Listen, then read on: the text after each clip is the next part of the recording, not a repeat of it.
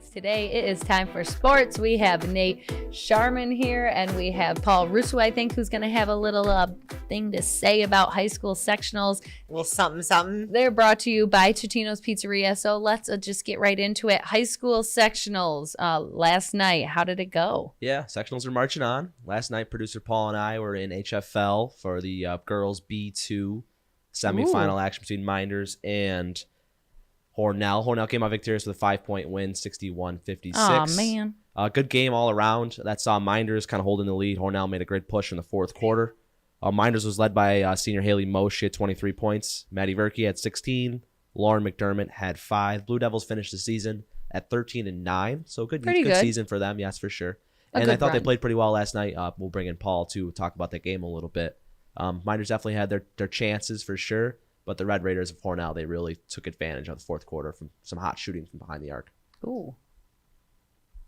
Oh, is that where you wanted me to jump in, I guess? Yeah. I would like to know your perspective, Paul. Yeah, I mean, Hornell's a team that I got to see actually last year. Same spot, same round when they played Penn Yan.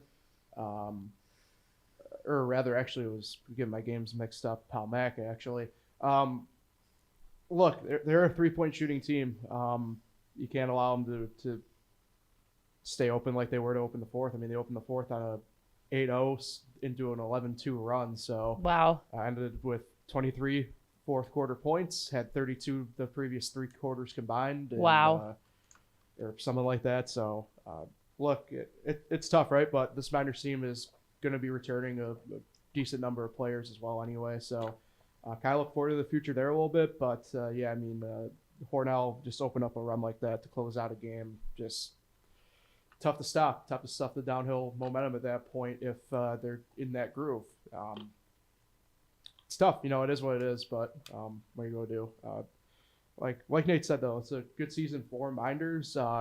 Kind of probably next year I'd expect them to probably play a bit more into the league a little bit, only with, Waterloo is going to be graduating a number of players. Palmac will be pretty much the same, and Minders played Palmac pretty tough, so I'd expect probably a 3/4 horse race next year, at least in the Finger Lakes East. You heard it from Paul first. So Hornell will be moving on, and the Canandaigua girls, how did they do? Yeah, they won last night behind. They continued their great season. Maya Herman had 25 for them, so they'll take on Pittsford Sutherland on Saturday from Rush Henrietta for the A2 finals, or the A finals, excuse me. And then over on the boys' side, the Lions, they won last night. They beat Warsaw. J.C. Walker led the way for them. He had 17 points. So they'll play Wheatland Chili in the finals on Friday night from the Blue Cross Arena. Ooh, where's that? In Lions or in Chili? The Blue Cross Arena is in Rochester. Oh, no. Rochester. Oh, they'll be going to Blue Cross on Friday. They'll be playing the sectional final from Blue Cross Arena. Yep. Gotcha. So the Wheatland Chili is a really good team. They're the 6th seed out of C3, but they played South Seneca really well. They beat them too. So that'll be a good game. I expect that one to be high scoring and pretty close. So that'll round out yesterday's kind of synopsis of high school basketball. We got a great doubleheader tonight, though. Myself and Jim Sinacropi will be heading over to Canandaigua Academy this evening. First game's at 6 o'clock between Palmac and Livonia. They'll be taking on each other to see who's going to the finals. And the second game will be the nightcap, Waterloo taking on Palmac. Taking on Midlakes, excuse me. I don't know. I've got myself mixed up there. They'll be taking on the finals to take on each other to play the finals at Rush Henrietta on Friday. So that'll be a really fun doubleheader. Oh, that's cool. And that's all going on tonight? Yep. First game's at 6 o'clock. Cool. Yep. I like that, how they have the back-to-back games, because it just makes the crowds, more exciting. And we like it too a lot, especially when our teams are involved. We get to, stay there and do both games right in a row. Yeah. There'll be a little break in between games.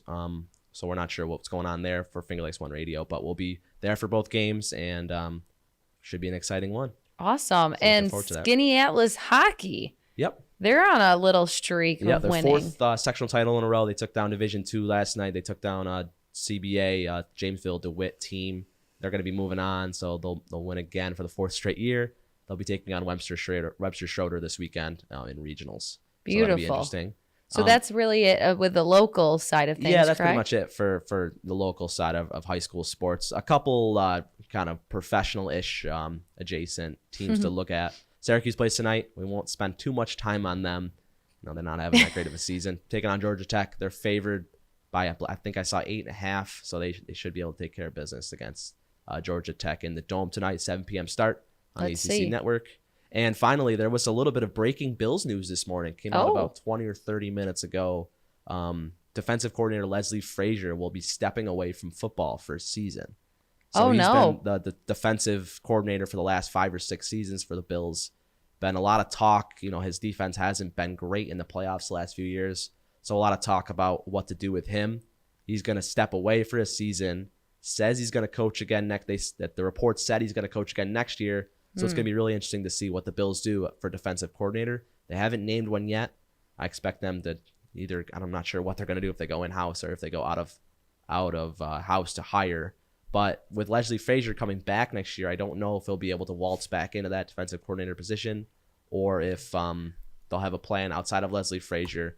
Really kind of interesting for the Bills because the coaching carousel really happens kind of around the Super Bowl, and now we're about 2 or 3 weeks removed from that. So it's interesting to see a coaching change of this magnitude happen, on February 28th. And like you said, no talk of who will be stepping up and taking his place. Yeah, no word as of yet. They haven't named a defensive coordinator, and to be honest, I'm not sure if they go in house for a year, if Leslie Frazier comes back next year as the defensive coordinator, or if they just hire outside and move on from Frazier at this point. Wow. Not really sure what they're going to do.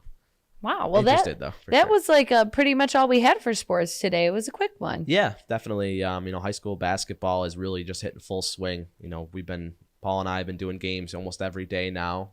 Paul's going to sit down for a couple and have some other duties. Jim Sinacropio jump in with me today. Fun. And we'll be heading over at Canandaigua Academy. First game starts at 6, so I'm sure we'll be on air about 10 minutes up. So plan on about 5:50 for me and Jim to start pregame festivities from Canandaigua Academy. That's super fun. Thank you for joining us as always.